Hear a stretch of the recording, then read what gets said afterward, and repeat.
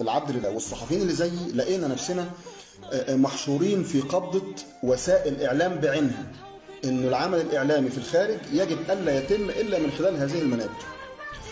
وهذه المنابر الحقيقة كانت بالنسبة لنا غريبة جدا وغامضة جدا، لكن اللي اندمجوا زي حالاتي في هذا الإعلام مع الوقت لقينا وضع شاذ جدا. احنا بالنسبة لنا في خلافات، دايما احنا في خلافات، لازم في يعني، والا ما كانش فيه لازمه للمعارضه. بس اما انت بتعارض عشان خاطر مصلحه البلد ولا عشان تهدم البلد؟ هو ده الاتجاه.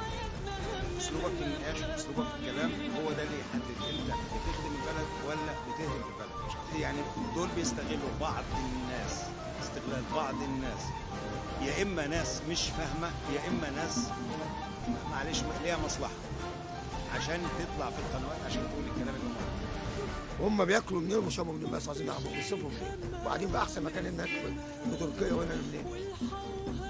عندهم عزبه هناك؟ ما عندهمش عزبه، عايشين على ايه؟ على شتيمه، عشان يشتموا رئيس الجمهوريه، يشتموا السيسي. وبعدين تعال النهارده لما تيجي تمسك البلد النهارده مسكوها سنه اتخربت، الناس مش خايفه على البلد، الناس خايفه.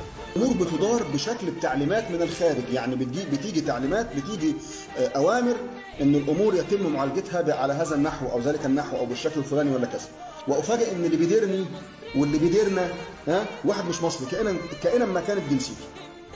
فوجئت انه هذا الحج، هذا الكيان الغامض، هذا اللهو الخفي، هذا الشخص الذي لا يظهر، الذي لا هيئة منظورة له والعياذ بالله، الكيان الغريب اللي لما بتقول اسمه قدام عتاولة اسطنبول في الإعلام والسياسة ركابهم بتخبط في بعض.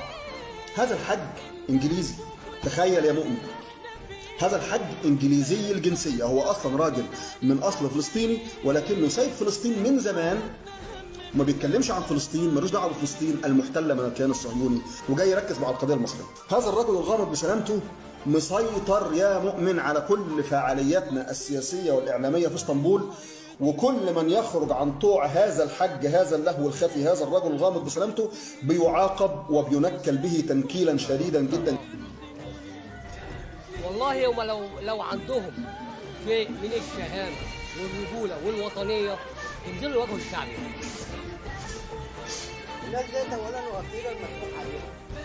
الناس ديت ايام مبارك وحكم السلطه واليقظه اللي كانوا فيها، وسبحان الله غير الاحوال، والدنيا بتتفاتح، هيجي عليهم يوم برضك ويرجعوا بلدهم ودي كل حاجه يقدموا ربنا.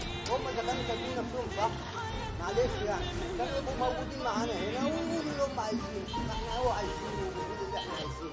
بني ادمين زباله يعني خساره كلمه ان البني ادم زي ده واحد يتقال عليه ان هو ده مصري، ابدا خالص. ده يخليه قاعد هناك عنده، يخليه قاعد هناك في البلد اللي هو قاعد يشتم فيها، يخليه قاعد هناك على طول.